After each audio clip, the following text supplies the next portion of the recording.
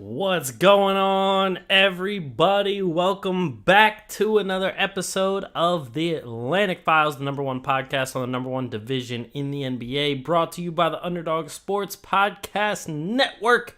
As always, joined by your hosts, myself, Alex Fishbot. I do not have Big Sexy with me. I do not have Mike Bash with me either. It is just a solo episode for me today, but we're going to rock out with y'all. We're going to talk some NBA here. What we got on the docket this week, we're talking LeBron James because he started talking about retirement. We're talking Nikola Jokic and his historic postseason run so far. We got Jimmy Butler versus the world, James Harden wanting the max, and this rumor going around about Mikal Bridges for the number 3 pick, and maybe Anthony Simons or Shaedon Sharpe. So, without further ado, let's get into some basketball here. So, just an update with the postseason. Denver, obviously already into the NBA Finals.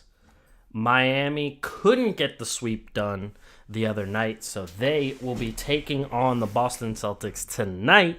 We're recording this on Thursday, May 25th, so tonight they'll be taking on the Celtics in Game 5 back in Boston. Now, let's start off with the Denver versus LA Western Conference Finals because we haven't talked about it since that's been decided. So, I mean, Jokic has just been absolutely insane. I mean, just his stats have been pretty much otherworldly.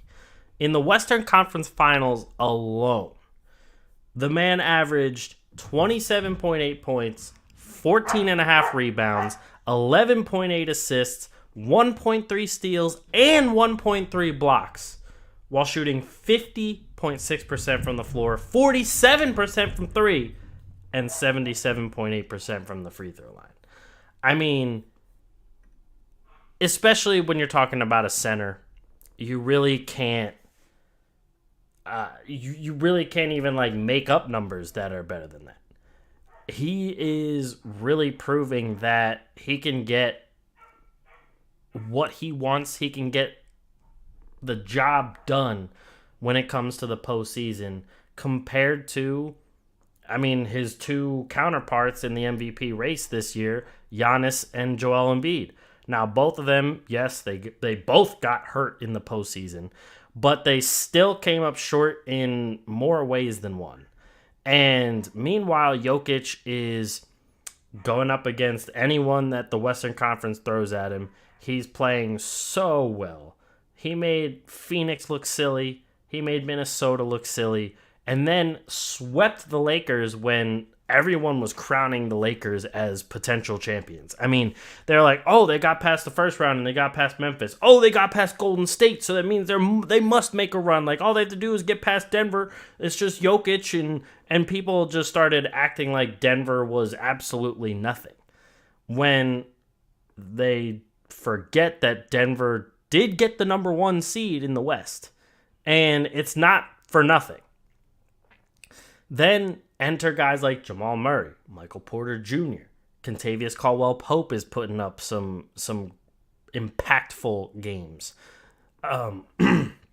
Excuse me. They have even guys like Bruce Brown and Jeff Green even contributing in there. I mean, they have a lot of guys helping out. And even right now, when they weren't the favorites before, according to BovadaSportsbook.com, the Denver Nuggets are now the favorite out of the remaining 3 teams at minus 250, with the Miami Heat following them at plus 350 and Boston after them at plus 500. So, getting the respect they deserve in that regard finally. But they weren't getting all this kind of respect. I'll even admit, I wasn't respecting them for a little while there either. I admit that. I really thought that, now I take this kind of from the wording at least. I take this from Mike Levin of the Rights to Ricky Sanchez podcast. I thought that the gap between Joel Embiid and Jokic on defense was bigger than the gap between Jokic and Embiid on offense. But I have to tip my cap. I have to give the flowers where they're due. Jokic has been playing decent defense. He hasn't been a liability. He hasn't been the defensive hole that he has been in a lot of regular season games and even some postseasons prior. He has become at least average in a lot of those games, and really that's all he's needed to be because his offense is so great. Really all he needs to be is average at defense. He doesn't have to be elite because his offensive game is beyond elite at this point. He's doing many things we don't see centers do. He's putting up stats we haven't seen, period, let alone centers put them up. So he has just vaulted himself into just a different stratosphere. I mean, let's go to the stats in the playoffs overall. If I can get to the player stats here. I don't know if they actually have them up for the total playoffs. I know Jokic leads the entire postseason in assists and win share so far. Points leader is Jason Tatum. Rebounds leader is Anthony Davis. But let me go to Jokic's page right here and let me bring up his playoff averages. So, through the postseason, his point total has actually dipped from last year, which last year was his highest at 31 points per game. Now, I also want to point out, in the 5 times he's made the postseason, he has not averaged less than 24 points a game, which is big in and of itself. But he's putting up 29.9 points, 13.3 rebounds, 10.3 assists, 1.1 steals per game with only 3.5 turnovers per game. Shooting 53.8% and 47.4%. His effective field goal is at 58, which is good for second highest of his postseason career. His free throw percentage actually is the lowest so far of his 5 postseasons, but that's really neither here nor there, to be honest. He also has 8 triple-doubles in this postseason so far. And on top of that, his PER is an absurd 31.6. His true shooting is a 61.9. I mean, you can even go to the box plus minus. He's at 13.4. And mind you, the bold, I'm looking at this on Basketball Reference, and the bold figures mean he's a league leader. I count 1, 2, 3, 4, 5, 6, 7, 8 in the advanced category that he's the league leader in. And that's PER, assist percentage, offensive win shares, total win shares per 48, offensive box plus minus, total box plus minus, and value over replacement player. Yeah, I say all that to say he's just been insane. He also leads the whole postseason in assists per game at 10.3. And that's coming from your center, which, again, is just absurd. It's ridiculous that he can do this. But I also want to talk, I don't want to just talk about Jokic and leave out the fact that Jamal Murray has been balling. Jamal Murray's been the leading scorer of the team. He averaged 32.5 points against the Lakers. 6.3 rebounds, 5.3 assists, 2.8 steals, which is big. That's almost 3 steals a game. That's nothing to scoff at. 52.7% from the field, which is crazy. Because he attempted 20 more threes than Jokic has. Yet he's shooting 2.1% better than Jokic did. And then he's shooting 40.5% from 3. 95% from the free throw line. I mean, just really insane numbers all around, to be honest. Porter Jr. has stepped up in a big way. We've been waiting for Porter Jr. to really come into his own ever since he was drafted, had all of those injury issues. there was a lot of stuff going on with Michael Porter Jr. where a lot of us thought, hey, we don't know if Porter Jr. is even really going to hang around in the league that long because of how often he was getting hurt. And back injuries are just something never to take lightly. So when you had some of the issues that he was having, it wasn't that far-fetched to be like, I don't know if he's really going to even be in the league that long. However, here he is, third leading scorer on the team, playing very well, putting up very... I say this word because I say it a lot, but like it holds a lot of weight. Like, he's putting up impactful games. His shooting percentage isn't amazing. It's at 40.8, but his three-point percentage is at 42.4. Still 15 points, 9.3 rebounds a game. I mean, he's almost there, up there to a double-double as the third option on the team. And like I said, Kentavious Caldwell-Pope has been big, especially on the defensive end of things. Aaron Gordon has kind of been the best Swiss Army knife type of role player that they could have asked for so far. He's been very integral in this team's success. And then another Swiss Army knife kind of guy, Bruce Brown, off the bench. Sometimes he'll play 36 minutes, sometimes he'll play 22, but still have the same kind of impact no matter how much he plays in any of those games. So this team is just so well-rounded. We talked about supporting casts and, the MVPs that didn't have as good of a supporting cast. Everyone said Joel Embiid had Harden and Maxey. Giannis had, Drew and Middleton when Middleton was finally healthy, and the defense that they had. But I think a lot of people underrated the supporting cast of Jokic.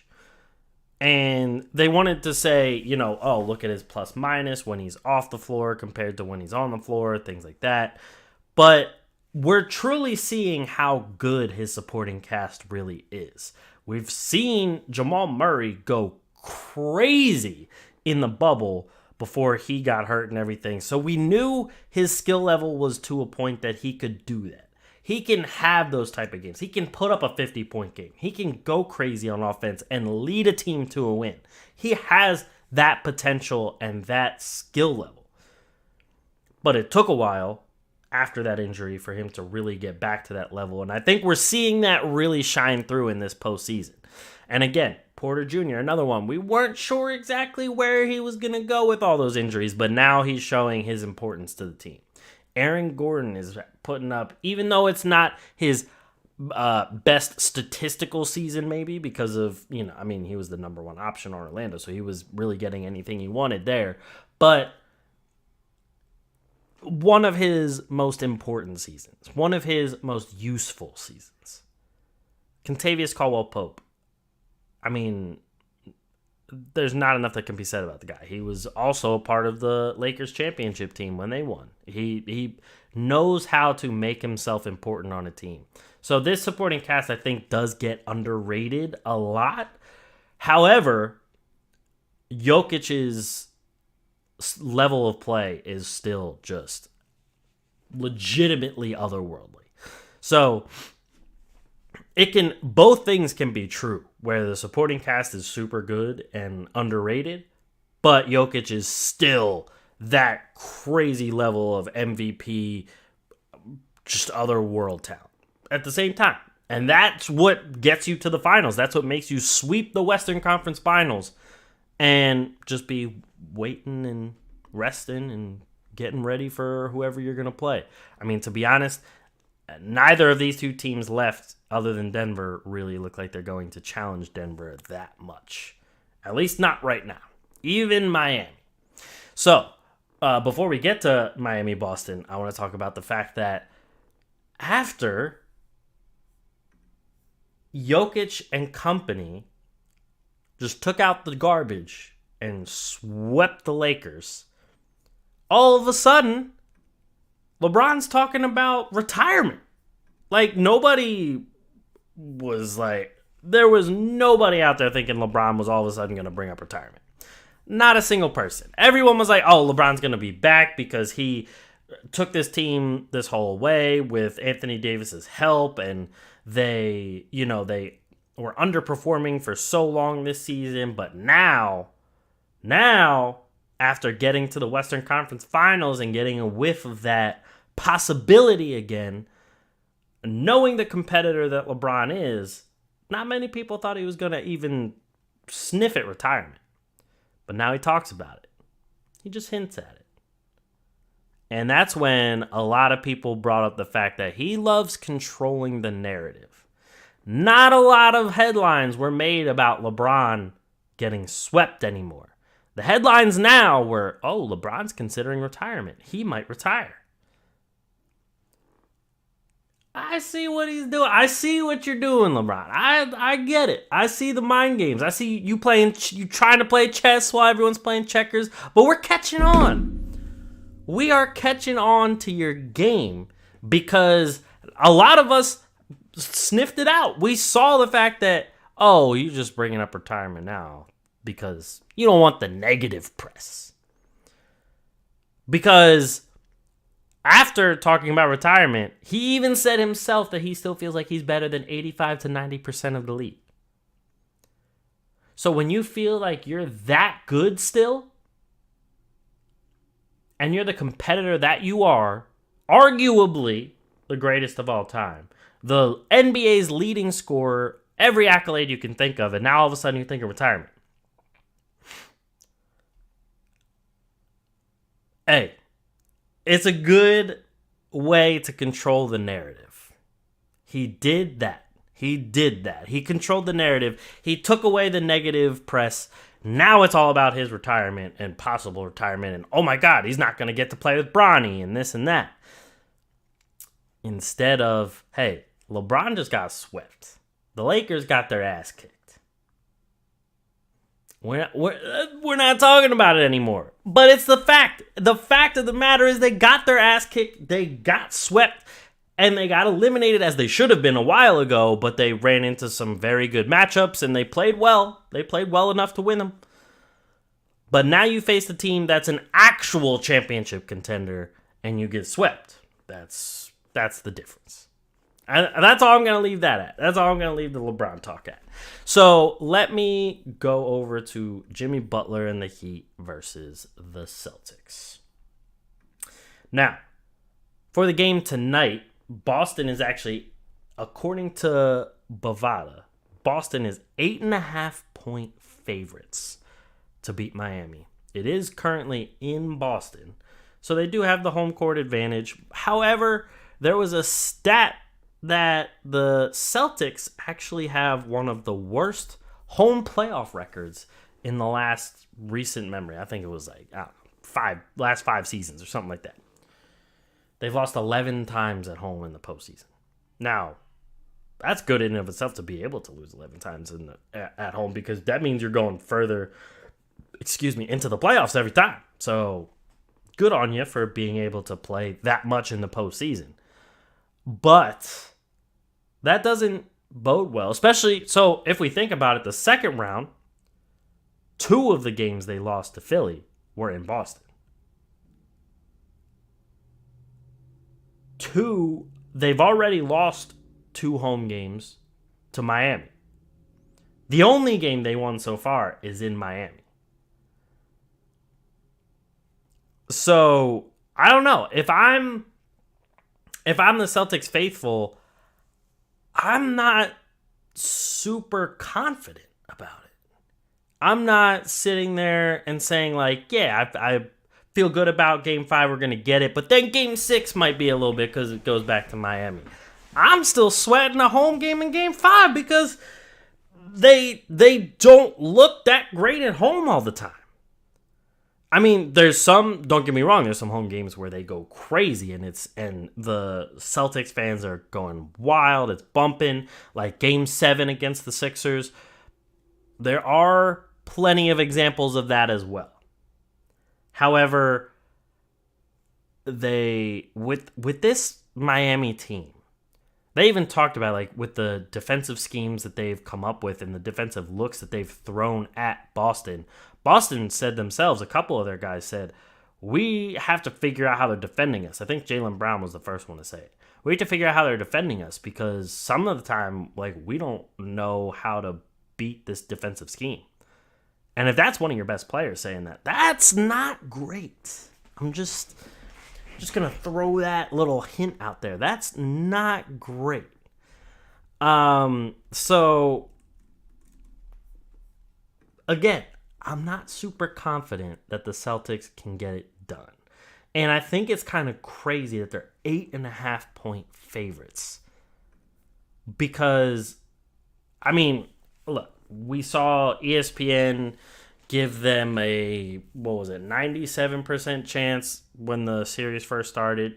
Then after the first game, it was still like an 80-something% chance. Then after the second game, they were still favored like 70-something%. And even like game 4, when the game was tied, it was like Boston somehow still was kind of favored. I don't understand how that even works. Now, Miami did turn in one of their worst games in that game 4. Bam Adebayo was pretty non-existent. Jimmy Butler didn't have a great shooting night, even though he still finished with like 26 points or something like that. And so the Celtics won that game by 17. But with, Tatum playing amazing. He had 33. Gabe Vincent, even though he had a good first half, wasn't too great. He also sprained his ankle. Max Strus wasn't good. Kevin Love really didn't shoot well at all or really do anything. Kyle Lowry was pretty bad. Duncan Robinson was really bad. They had a lot of guys that were just bad. And on the other side, Boston, Tatum at 33.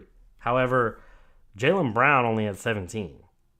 He didn't really do all that well. Jaylen Brown is still struggling to shoot the ball against Miami. Marcus Smart, struggling to shoot the ball. Derek White had a decent game. Al Horford had a decent game. Grant Williams was like the big thing off the bench because Brogdon played very poorly. Robert Williams, quality game though. So, now that I say all this to say, Boston, their main guys outside of Jason Tatum, didn't have that great of a game. And they won by 17. Now you can go to one of two ways with that. You could say, hey, they didn't have all those guys playing well and they still won by 17. Or you can say, hey, Miami just had the worst game of their postseason. And our guys weren't even playing that well. And we won by 17. The moment Bam Adebayo just plays like he usually did in the first 3 games, that could all of a sudden be a tie game. Then you throw in more assistance from Lowry, Duncan Robinson hitting a few more threes. All of a sudden, it's swinging into the Heat's favor. So there's a lot of factors in this that now. I will say also, ahead of Game 5, a big hit for Miami. Gabe Vincent is out. That sprained ankle is a little too much for him to handle, so he's not going to be playing. And Gabe Vincent, in this series, is their 3rd leading scorer, behind Jimmy Butler and Caleb Martin.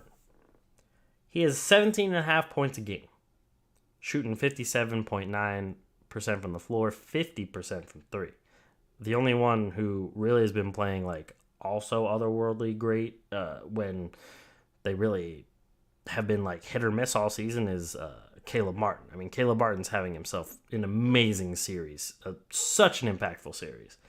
Bam Adebayo's had some good games here and there, but he needs to really show up for this team to have a chance to not blow a 3-0 lead. And also Kyle Lowry is he's completely disappeared shooting wise. I don't understand how he's struggling so hard just to shoot the ball. 35.5% from the floor, 33.3% from 3. He is just really having a rough go of it. And I was talking about Jaylen Brown having a rough go. I mean, don't get me wrong, he's still having a rough go, but Lowry's, he's going to have to step up, especially with Gabe Vincent being out. But I go back to Jaylen Brown, 39% from the floor, 12% from three-point in this series for Jaylen Brown. 12. He has hit 3 threes off of 25 attempts. Terrible. I mean, the team in general has been pretty terrible from three. Outside of, so Tatum's at 31%. Derek White's at 52%. He's been good. Marcus Smart is at 31% from three. Brogdon is at 21%. Horford's at 31%.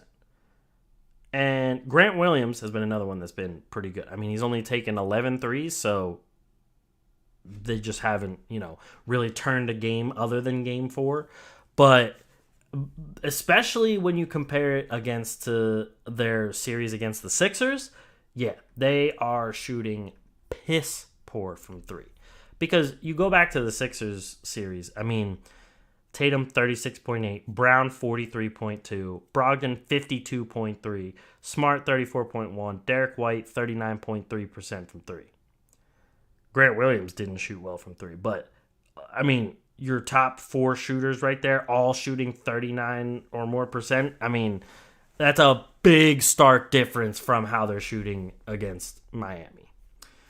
So that is another storyline of this, and further shows that they really don't understand how to beat this Miami defense. Now, will that one win spark them? We'll wait to see. But as of right now, for all of those bettors out there, according to Bovada, to win the Eastern Conference MVP, Jimmy Butler, obviously the favorite. Jason Tatum, obviously the runner-up.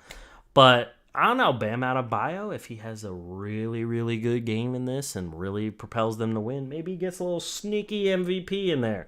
Jaylen Brown's really far back at plus 5,000. And then after that, you got Gabe Vincent, Brogdon, Strus, and Marcus Smart. So, I mean, Jimmy Butler is, I feel like, undoubtedly going to win this unless they end up losing the series. So I would go with Jimmy Butler, even though it's not like you're going to win that much money. But, sometimes you got to hedge your bets. So, moving on. Some stupid news, if you ask me.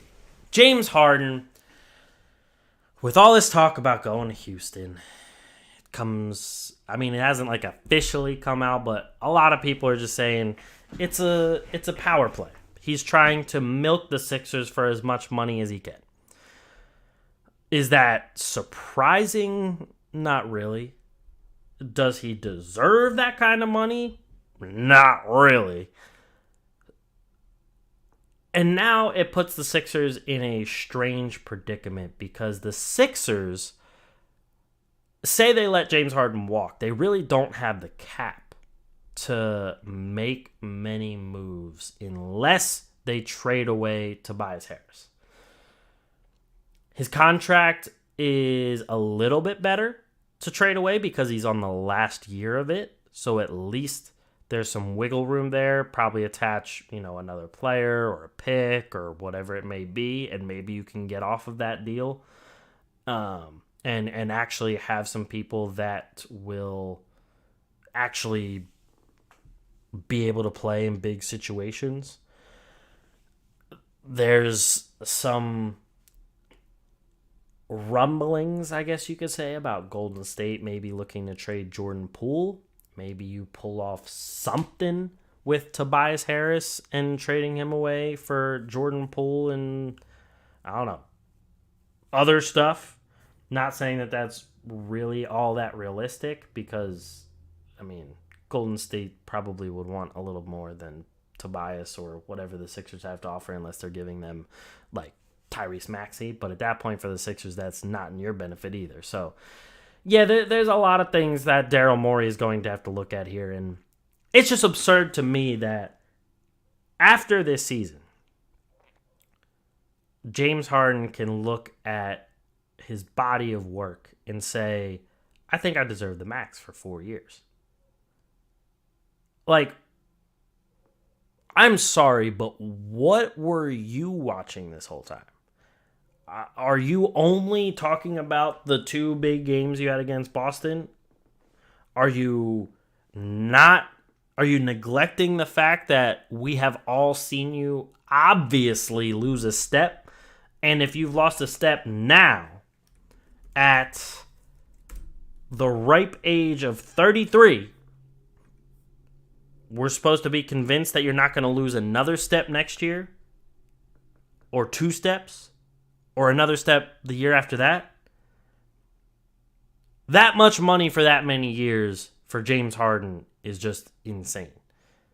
I would much rather pay James Harden 1 year like 40 mil. If Morey can somehow do that and then be like, we're rid of you, that would probably be best case scenario. But this whole 4-year, 200 mil, like, bro, there's no way. If the Sixers truly think that James Harden is going to give them their best shot at a title next year, and they go through with this deal, and they don't win the title, you are screwed for the foreseeable future with no picks, an aging star on a terrible contract that nobody's going to want. You then also have to re-sign Tyrese Maxey after that. Joel Embiid also getting older, getting to the other side of 30 at that point. PJ Tucker getting close to 40 with another, another 11 mil or something like that. Like, what do you do after that? Because your window with James Harden is next year. That's the whole window. Especially, because re-signing him gives you even less wiggle room with trading away Tobias. So, your window is literally 1 season. And that is just a recipe for disaster for the future of the team and the Joel Embiid tenure in Philadelphia. So at this rate, if I was Daryl Morey, I would be looking into maybe a sign and trade. I would be looking into every plan B, C, D, E, F, G possible, so that when Harden walks, because he played his hand a little too hard, because nobody really wants to give him the max. They even talked, I think it was Windhorst, and there was somebody else, said that the Sixers really don't have the appetite to pay James Harden the max. And Daryl Morey and James Harden can be as good of a friend as they want. But if Daryl Morey wants to keep his job and still stay a GM in the NBA, he's not going to give James Harden that type of money because they're friends. That's not the smart basketball move, and it's also not the smart business move. That would be a strictly friend move. And then if he re-signs James Harden to a max deal and then has the nerve to go and sign Mike D'Antoni,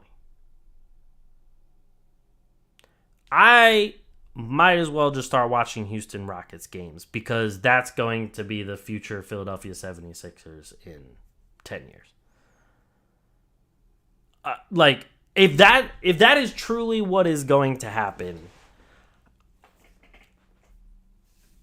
I can't even really put it into words.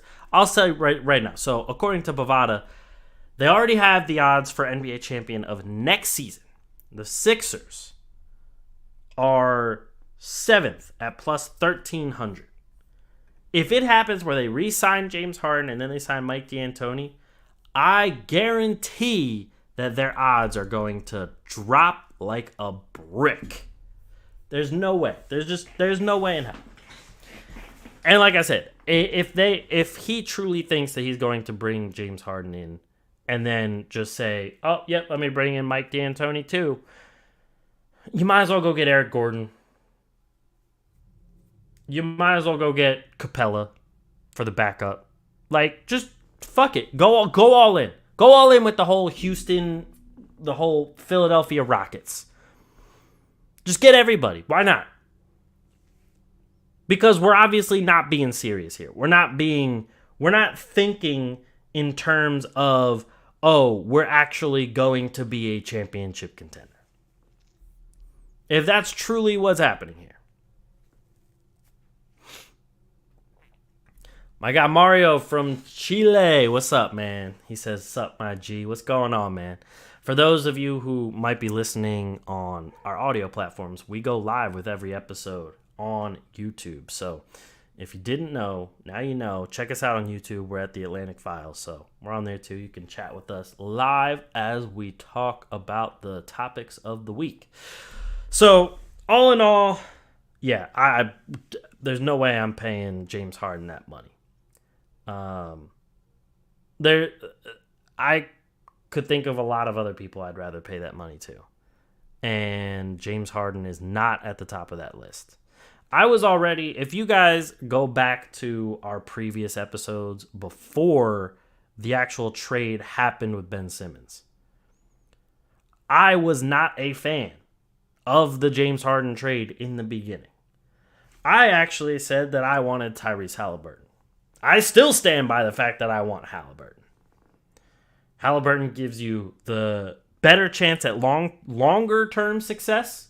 He also is still getting better and could probably have done better against the Celtics than James Harden. I'm convinced. Even if he didn't have the 45-point game, whatever, I still think he somehow would have done better overall and won more games for the Sixers than James Harden. That's just my thoughts on that matter. But let's move on. We have one more topic for this week. This episode this week will be a little bit shorter since it is just me. Just to so we don't have me sounding like an echo chamber to myself. So, the last topic of this week. Mikal Bridges has been in the rumor mill. Everyone's been talking about a trade with Portland. And at first, it was a rumor that Dame would go to Brooklyn because Dame is friends with Mikal Bridges and Dame doesn't really want to be in Portland anymore. Even though he kind of does, but at the same time kind of doesn't. I still don't understand that whole dynamic going on there. But the rumor is Brooklyn would trade Mikal Bridges for the number 3 pick, Anthony Simons, and maybe Shaedon Sharpe. Now, that would be a huge pickup for Portland. I mean, adding Mikal Bridges to what they have going on would already be huge. He's a huge upgrade from Anthony Simons, for sure. Sharpe, we're still waiting to see exactly what he can be. He still has a long ways to go, so we don't exactly. I can't put a value on Sharpe at this very moment. He's had some very good games when a lot of the team was hurt, when Dame was sitting near the end too. Sharpe had some very, very solid games. If I'm Brooklyn, though, the only way I'm making that deal is if it's at the draft and I see that Scoot fell to the number 3 pick. That's the only way I'm making that deal. If you can get somebody like Scoot. Because otherwise, even though Mikal Bridges is, like, he's not old, but in NBA terms, he's older. So it kind of speeds up your timeline a little bit. You start to want to get, like a fire under your seat to really bring in some players that can make you compete sooner rather than later, which we've all seen could go somewhat well, or it could go very, very badly. He is 26 right now, so he will be 27 at the start of next season.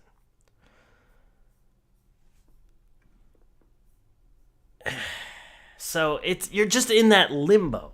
You're in the limbo of do we want to, because the other thing is,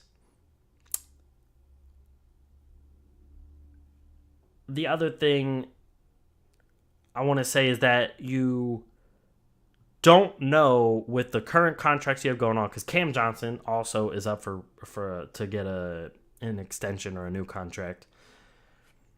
Claxton has gotten his extension, but I mean, he's not cheap. You still have Ben Simmons holding down a huge contract. I mean, and they say he's been progressing in rehab, but we've also heard that last season, so you really can't bank on anything Simmons is doing until you finally see it happen. So that's another big issue there. So there, like, the problems of the roster are glaring. There's still a lot of work to be done for this Brooklyn team to actually be a contender. So, with that being said, and all the picks you got back from the Kyrie and Kevin Durant deals, it wouldn't be a terrible idea to just blow it up and start over and really get that number one guy right away if you know that Scoot is still on the board. The other thing is, and I'm kind of just trying to think this through as I'm saying it, but with all those picks, you can probably find some quality players to get back. I mean, say Portland actually goes the other way and they're the one that want to rebuild. Maybe you could get Dame for a package of those picks, plus, I don't know, the other guys you have on your team, like Cam Thomas and Sharp and, just some Day'Ron Sharp, I should say. Just some younger guys that they could, kind of struggle with and see what happens. Maybe even try and pull over, like Jeremy Grant or something like that when you trade for Damian Lillard. I don't know.